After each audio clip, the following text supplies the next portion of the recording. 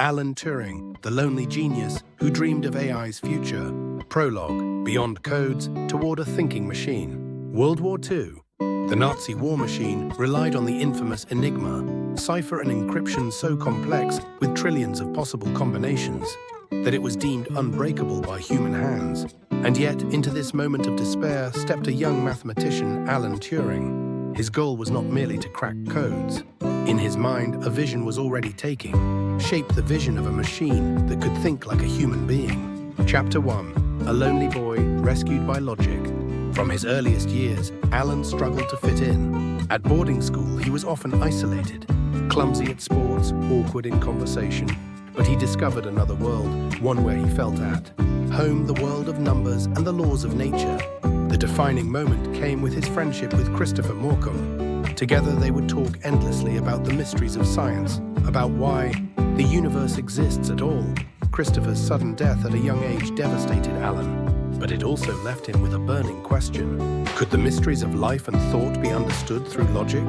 It was here that the seeds of his lifelong quest were planted, the question of whether human thought, even the heart itself, could one day be reproduced in logic. Chapter 2. The Turing Machine, an egg of AI. In 1936, as a Cambridge researcher, Turing presented a radical concept of the Turing machine, an infinite tape marked only with ones and zeros, governed by simple rules of operation.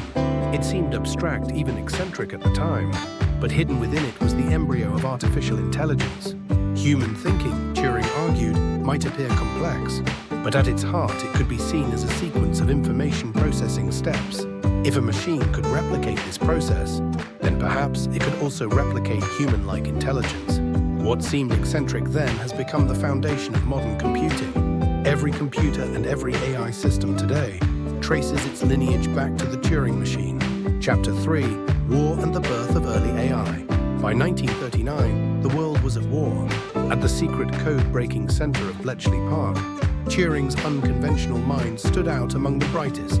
Traditional code-breaking relied on human intuition, but Enigma's complexity left such methods hopelessly behind. Turing flipped the problem. Don't rely on human intuition, let the machine do the thinking. He built the bomber, a mechanical code-breaking device designed to search through possibilities, eliminate the impossible, and identify patterns. In modern terms, it was a form of data-driven pattern recognition, a prototype of AI. The cracking of Enigma was not just cryptography.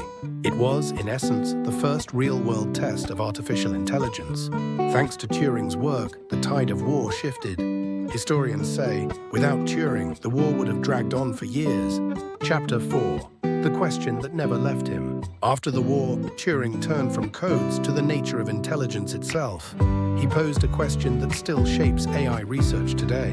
Can machines think? To explore this, he proposed the Turing test. If a person conversing with a machine could not tell it apart from another human, then that machine could be considered intelligent. This idea remains at the heart of AI research, and every time we interact with systems like ChatGPT, we are, in effect, conducting Turing's test. We are still answering his question, even 70 years later. Chapter 5. A genius rejected by society. But Turing's personal life was marked not by glory, but by tragedy. In 1952, he was prosecuted under British law for homosexuality, then a criminal offense. The man who had saved his country was forced to undergo chemical castration, a punishment that eroded his body and mind. A national hero crushed by prejudice. And yet, even in his suffering, he pressed on with his research. His perseverance was a testament to his resilience, but also a portrait of profound loneliness. Chapter 6. Tragedy and a legacy for the future. In 1954, at only 41, Alan Turing died. Many believe it was suicide, his death, a symbol of how society's prejudice destroyed one of humanity's greatest minds. But his ideas lived on. The foundations of AI, computer science, and the relentless questioning of the boundary between human and machine all stemmed from Turing's vision. Decades later, in 2013, the British government granted him a royal pardon. It was an acknowledgement that his nation had failed him, though far too late. Epilogue, Turing and our AI age. Today, AI is everywhere, on our smartphones, in hospitals, in the very systems that power this video. It all began with Alan Turing. If he could see ChatGPT today, what would he say? Perhaps with a quiet smile, he would whisper, "This is the first step of the machine I dreamed of." Alan Turing, lonely, misunderstood, but unyielding. His name shines as an eternal light, guiding both AI and humanity toward the future.